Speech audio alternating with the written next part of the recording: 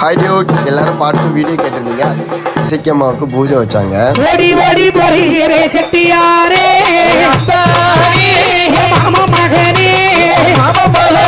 அப்புறம் என்னப்பன் சிவ சுடலைமாட சுவாமிக்கு பூஜை வச்சாங்க.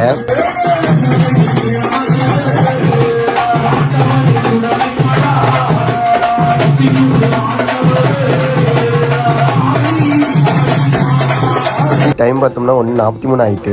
அப்படியே சொல்லமாட்ட சாமி வந்து மாசான சாமியை வர வச்சாங்க. செல்ல பிள்ளை மாசானம் அரிச்சந்திர ராஜமன்னன் அயோத்தி நகராதியிலே